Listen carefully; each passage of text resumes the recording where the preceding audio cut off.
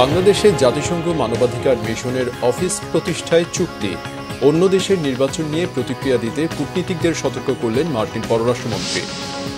জুলাই শহীদদের বিক্রি করে রাজনীতিতে প্রতিষ্ঠিত হওয়ার চেষ্টা চলছে বললেন মির্জা আব্বাস। সনদ না হলে ঐকমত্য কমিশন দায়ী থাকবে সালাউদ্দিন আহমেদের মন্তব্য।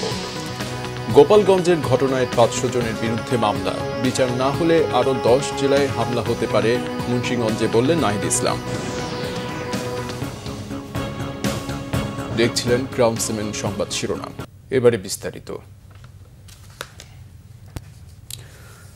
অবশেষে বাংলাদেশে চালু হতে যাচ্ছে জাতিসংঘের মানবাধিকার পরিষদের মিশন। 3 বছর মেয়াদী মিশন চালুর জন্য জাতিসংঘ ও বাংলাদেশের পক্ষ থেকে একটি সমঝোতার স্মারক সই হয়েছে। স্মারকটিতে বাংলাদেশের পক্ষ থেকে পররাষ্ট্র সচিব আসাদ আলম সিয়াম এবং জাতিসংঘের পক্ষ থেকে মানবাধিকার বিষয়ক হাই কমিশনার ভলকার টুর্ক সই করেছেন। শহীদ আরাফাতের ডেস্ক রিপোর্টে বিস্তারিত। বাংলাদেশে আনুষ্ঠানিকভাবে যাত্রা শুরু করল জাতিসংঘ মানবাধিকার বিষয়ক হাই কমিশন অফিসের কার্যক্রম। 3 বছর মেয়াদী এই চুক্তিতে বাংলাদেশের পক্ষ থেকে পররাষ্ট্র সচিব আসাদ আলম সিয়াম এবং জাতিসংঘের পক্ষ থেকে মানবাধিকার বিষয়ক হাই কমিশনার ভলকার টুর্ক সই করেছেন। শুক্রবার এক বিজ্ঞপ্তিতে জাতিসংঘের মানবাধিকার বিষয়ক হাই কমিশনারের দপ্তর এ তথ্য জানিয়েছে। এ অফিসের মাধ্যমে বাংলাদেশের অভ্যন্তরে মানবাধিকার ইস্যুগুলো মনিটর করবে জাতিসংঘের মানবাধিকার বিষয়ক হাই কমিশন। এ বিষয়ে হাই কমিশনার ভলকার টুর্ক বলেন, বাংলাদেশের এগিয়ে যাওয়ার ক্ষেত্রে সরকার, নাগরিক সমাজের সাথে সরাসরি সহায়তা বিনিময় করতে পারবে জাতিসংঘ। নতুন এই মিশনটি বাংলাদেশের জাতীয় ও আন্তর্জাতিক মানবাধিকার প্রতিশ্রুতি পূরণের লক্ষ্যে বিভিন্ন ক্ষেত্রে কর্তৃপক্ষকে প্রশিক্ষণ ও কারিগরি সহায়তা দেবে। পাশাপাশি সরকারি প্রতিষ্ঠান ও নাগরিক সমাজের প্রতিনিধিদের সক্ষমতা বৃদ্ধির জন্য কাজ করবে। এর আগে বাংলাদেশে ভলকার টুর্কের সফর ও প্রধান উপদেষ্টা ডক্টর মোহাম্মদ ইউনূসের সাথে সাক্ষাৎকালেই এ বিষয়ে আলোচনা হয়। চলতি মাসের 10 তারিখে বাংলাদেশে জাতিসংঘ মানবাধিকার অফিস স্থাপনের অনুমতি দেয় উপদেষ্টা পরিষদ। কূটনৈতিক এবং আন্তর্জাতিক সম্পর্ক বিশ্লেষকরা এই উদ্যোগকে স্বাগত জানালেও কয়েকটি ইসলামী দলসহ বিভিন্ন মহল এর বিরোধিতা করে আসছে। তাদের আশঙ্কা, মানবাধিকার কার্যালয়ের মাধ্যমে ধর্মবিরোধী কিছু বিষয় উৎসাহিত হতে পারে। Shahid Arafat, Bangla Vision, news desk. বিএনপির বিরুদ্ধে অপপ্রচারকারীদের সতর্ক করলেন দলটির স্থায়ী কমিটির সদস্য মির্জা আব্বাস। তিনি বলেন, এমন কোনো কথা বলবেন না যাতে মানুষের রক্তে আগুন ধরে যায়। শুক্রবার রাজধানীতে এক মৌন মিছিলে বিএনপির অন্য নেতারা বলেন, তারেক রহমানকে নিয়ে কুরুচিপূর্ণ কথা বলার পরও বিএনপি ধৈর্য ধরছে, এটি দুর্বলতা না। মিরাজ হোসেন গাজীর রিপোর্টে বিস্তারিত। জুলাই আগস্টের গণ অভ্যুত্থানে শহীদদের স্মরণে রাজধানীতে দোয়া ও মৌন মিছিলের আয়োজন করে ঢাকা মহানগর দক্ষিণ বিএনপি। নয়াপল্টনে বিএনপির কেন্দ্রীয় কার্যালয়ের সামনে থেকে এই মিছিল শুরু হয়। নাইটিঙ্গেল মোড়, কাকরাইল মোড় হয়ে শান্তিনগরের দিকে এগিয়ে যান মৌন মিছিলে অংশ নেয়া বিএনপি নেতাকর্মীরা। পুরো মিছিলে নেতাকর্মীরা কোনো স্লোগান না দিয়ে বিভিন্ন ব্যানার ফেস্টুন বহন করেন। বিএনপি নেতারা বলেন, 24-এর গণ অভ্যুত্থানের মিত্রদের মধ্যে কোনো বিভেদ চায় না তাদের দল। এজন্য তারেক রহমানের নির্দেশে সর্বোচ্চ ধৈর্য সহকারে পরিস্থিতি মোকাবিলা করছেন তারা। যারা ফ্যাসিলিট বিরোধী আন্দোলনে অংশগ্রহণ করে নাই, তারা এখন নিজেদেরকে জাহির করার জন্য যারা আমরা আন্দোলন করেছি আমাদের মধ্যে বিভেদ সৃষ্টি করতে যাচ্ছে। আমি আশা করি আমরা বিভেদে যাব না। অনেক নেতাকর্মী আছে, তাদেরকে দেখবেন তারা আওয়ামী লীগের ছত্রছায়ায় তারা হালুয়া রুটির অংশ ছিল, কিন্তু আজকে তারা বড় বড় কথা বলছে।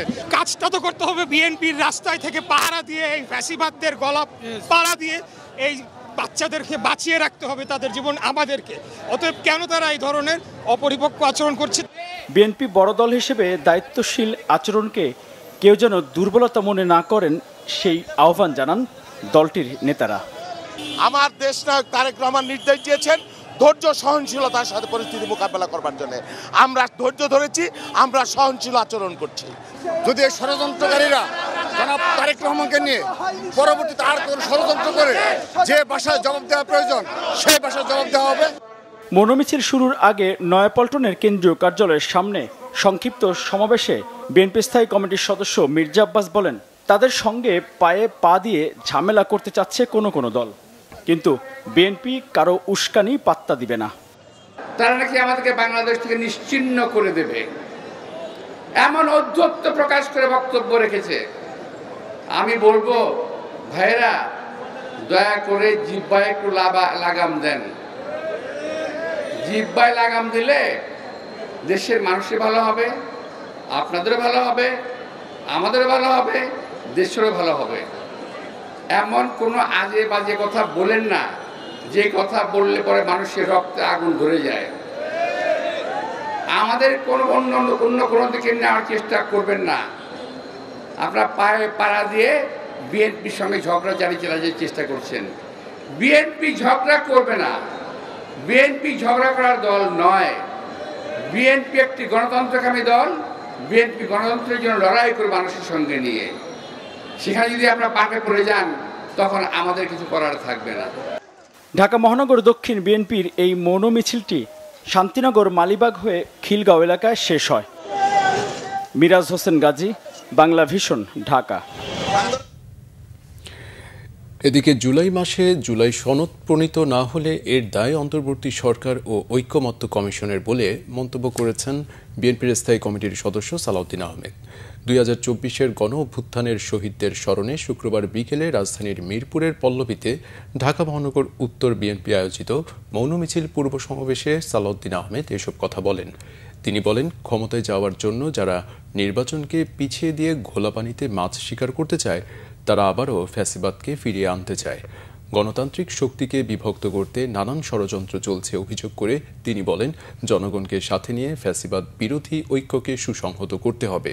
সালাউদ্দিন বলেন, যারা পিআর পদ্ধতিতে ভোট আর স্থানীয় নির্বাচনের কথা বলে তাদের উদ্দেশ্য খারাপ। বলেন, একসময় যারা স্বাধীনতার বিরুদ্ধে ছিল তারাই এখন রাজনীতিতে বিভক্তি তৈরি করে ঘোলা পানিতে মাছ শিকার করতে চাচ্ছে। 18 তারিখ যদি জুলাইয়ের ভিতরে জুলাই সনদ অর্থাৎ জাতীয় সনদ প্রণীত না হয়, সেজন্য দায়ী থাকবে এই সংস্কার কমিশন, ঐক্য কমিশন এবং এই অন্তর্বর্তীকালীন সরকার। আমরা লক্ষ্য করছি বিভিন্নভাবে আজকে বাংলাদেশে গণতান্ত্রিক শক্তিগুলোর মধ্যে বিভক্তি সৃষ্টির পায়তারা চলছে।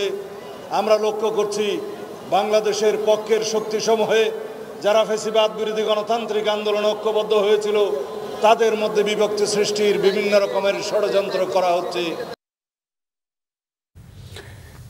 দেশের কোটি মানুষের একটাই দাবি, ভোটের অধিকার ফিরিয়ে দেয়া। তাই প্রয়োজনীয় সংস্কার শেষে দ্রুত গণতন্ত্র ফিরিয়ে দেওয়া উচিত বলে মন্তব্য করেছেন বিএনপির স্থায়ী কমিটির সদস্য ডক্টর আব্দুল মঈন খান। শুক্রবার বিকালে নরসিংদী কারা বিদ্রোহের বার্ষিকীতে জুলাই আগস্টের গণ অভ্যুত্থানে শহীদদের স্মরণ সভায় প্রধান অতিথির বক্তব্যে তিনি কথা বলেন। গণতন্ত্রের জন্য ঐক্যবদ্ধ হয়ে বাংলাদেশের মানুষকে আমরা সুস্থ নিরপেক্ষ নির্বাচন উপহার দিতে যাতে পারে, সেজন্য এই বর্তমান অন্তর্বর্তীকালীন সরকারকে সর্বপ্রকার সহায়তা দেব এবং তাদেরকে এটা স্মরণ করিয়ে দেব যে তাদের মূল দায়িত্ব হচ্ছে একটি অন্তর্বর্তীকালীন সময়ে সেগুলো অত্যাবশ্যকীয় সংস্কার সেগুলি সম্পাদন করে যত দ্রুত সম্ভব বাংলাদেশের মানুষের হাতে গণতন্ত্র ফিরিয়ে দেওয়া। গোপালগঞ্জে জাতীয় নাগরিক পার্টির সমাবেশ ঘিরে সংঘর্ষের ঘটনায় জারি করা কারফিউ শনিবার সকাল 6টা পর্যন্ত বহাল থাকবে বলে জানিয়েছে প্রশাসন। সংঘর্ষের ঘটনায় জড়িত সন্দেহে এ পর্যন্ত আটক করা হয়েছে ৪৫ জনকে। এছাড়া সংঘর্ষে চিকিৎসাধীন অবস্থায় আরও একজনের মৃত্যু হয়েছে। এ নিয়ে নিহতের সংখ্যা দাঁড়ালো ৫ জনে। গোপালগঞ্জের জেলা প্রশাসকের কার্যালয়ে আয়োজিত এক ব্রিফিংয়ে এ তথ্য জানান ঢাকার বিভাগীয় কমিশনার শরফুদ্দিন আহমেদ চৌধুরী। বৃহস্পতিবার সন্ধ্যা 6টা থেকে নতুন করে শুরু হওয়া কারফিউ শনিবার সকাল 6টা পর্যন্ত বহাল থাকবে। আইন শৃঙ্খলা বাহিনীর সঙ্গে আলোচনা করে পরবর্তী সিদ্ধান্ত নেওয়া হবে বলে জানিয়েছে প্রশাসন। এদিকে পুলিশের গাড়ি পোড়ানোর ঘটনায় নিষিদ্ধ ঘোষিত ছাত্রলীগের জেলা শাখার সভাপতি ও সাধারণ সম্পাদক সহ ৭৫ জনের নাম উল্লেখ করে অজ্ঞাত ৫০০ জনের বিরুদ্ধে মামলা হয়েছে।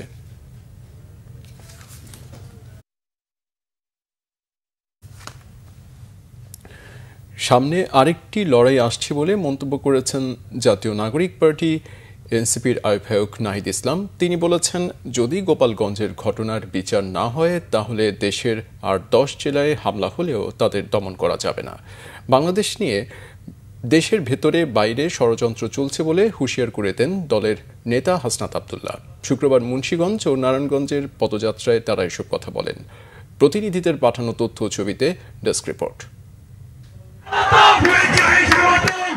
জুলাই গণঅভ্যুত্থানের বর্ষপূর্তি ও দেশ করতে জুলাই পদযাত্রার অংশ হিসেবে শুক্রবার দুপুরে মুন্সিগঞ্জে যান জাতীয় নাগরিক পার্টি এনসিপির নেতাকর্মীরা।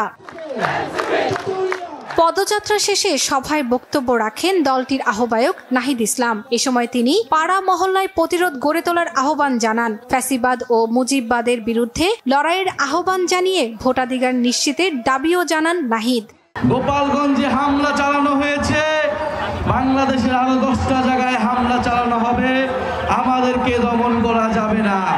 মুজিববাদের বিরুদ্ধে যে লড়াই, যে যুদ্ধ আমরা ঘোষণা করেছি গণ অভ্যুত্থানের মধ্য দিয়ে, ফ্যাসিবাদী ব্যবস্থা বিলোপের যে লড়াই আমরা শুরু করেছি, এই লড়াই সমাপ্ত না করে আমরা শেষ থামবো না। ফ্যাসিবাদ নির্মূল না হলে প্রকৃত স্বাধীনতা আসবে না উল্লেখ করে উত্তরাঞ্চলের মুখ্য সমন্বয়ক সার্জিস আলম বলেন, খুনি হাসিনার বিচার করতে হবে।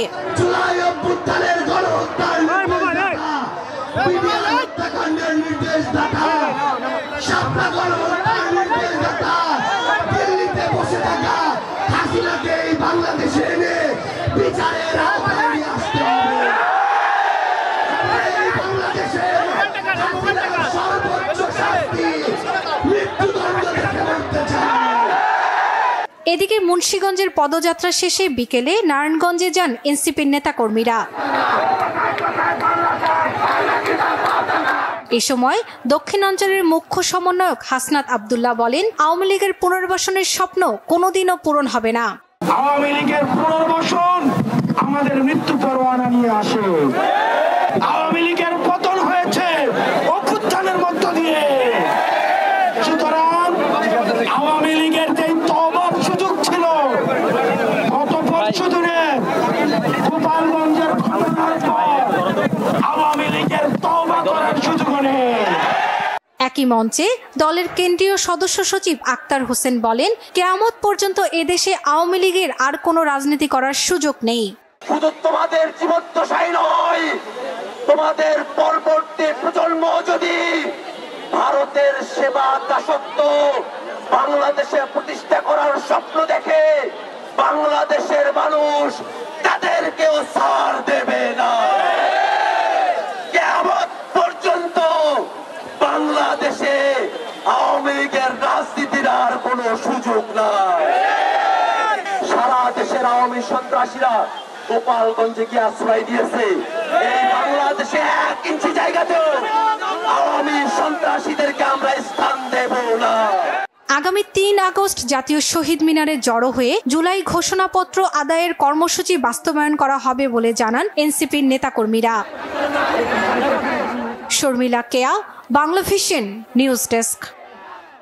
ইন্টারনেট যাতে কোনো সরকার বন্ধ করতে না পারে সে বিষয়ে অন্তর্বর্তী সরকার নীতিগত সিদ্ধান্ত নিয়ে সে অনুযায়ী আইন সংস্কারের কাজ করছে বলে জানিয়েছেন প্রধান উপদেষ্টার বিশেষ সহকারী ফয়েজ আহমেদ তৈয়ব। রাজধানীর একটি হোটেলে স্টারলিংকের অফিসিয়াল উদ্বোধনী অনুষ্ঠানে সাংবাদিকদের প্রশ্নের জবাবে এই তথ্য জানান তিনি। ফয়েজ আহমেদ তৈয়ব বলেন, স্টারলিংকের প্রতিটি ডিভাইস থেকে সরকার রাজস্ব আদায় করবে। এছাড়া দেশে পেপ্যাল, স্ট্রাইপ আনার ব্যাপারেও কাজ চলছে বলে জানান তিনি। স্টারলিংক দেশের ক্রান্তিকালে ইন্টারনেট সচল রাখার মাধ্যমে অর্থনৈতিক সমৃদ্ধিতে অবদান রাখবে বলে জানান স্পেস এক্সের ভাইস প্রেসিডেন্ট লরেন ড্রেয়ার। সংবাদ সম্মেলনে প্রেস সচিব শফিকুল ইসলাম, স্পেস এক্সের global engagement consultant Richard Griffiths, ICT সচিব, বিটিআরসি চেয়ারম্যান, সাবমেরিন কেবল কোম্পানির ব্যবস্থাপনা পরিচালক সহ খাত সংশ্লিষ্টরা উপস্থিত ছিলেন। আমরা সংবাদ শেষ করব গ্রাউন্ড সিমেন্ট শিরোনামগুলো আরেকবার জানিয়ে দিয়ে। বাংলাদেশে জাতিসংঘ মানবাধিকার মিশনের অফিস প্রতিষ্ঠায় চুক্তি, অন্য দেশের নির্বাচন নিয়ে প্রতিক্রিয়া দিতে কূটনীতিকদের সতর্ক করলেন মার্কিন পররাষ্ট্রমন্ত্রী। জুলাই শহীদদের বিক্রি করে রাজনীতিতে প্রতিষ্ঠিত হওয়ার চেষ্টা চলছে বললেন মির্জা আব্বাস। সনদ না হলে ঐকমত্য কমিশন দায়ী থাকবে, সালাউদ্দিন আহমেদের মন্তব্য। গোপালগঞ্জের ঘটনায় 500 জনের বিরুদ্ধে মামলা, বিচার না হলে আরও 10 জেলায় হামলা হতে পারে মুন্সিগঞ্জে বললেন নাহিদ ইসলাম। এই ছিল এখনকার মতো। পরের সংবাদ সকাল 7:30টায়। এছাড়া বাংলা ভিশন সংবাদ ও সংবাদ সংশ্লিষ্ট অনুষ্ঠান দেখতে ভিজিট করুন www.bvnews24.com ও facebook.com/banglavisionnews এবং সাবস্ক্রাইব করুন youtube.com/banglavisionnews। এতক্ষণ সাথে থাকায় ধন্যবাদ।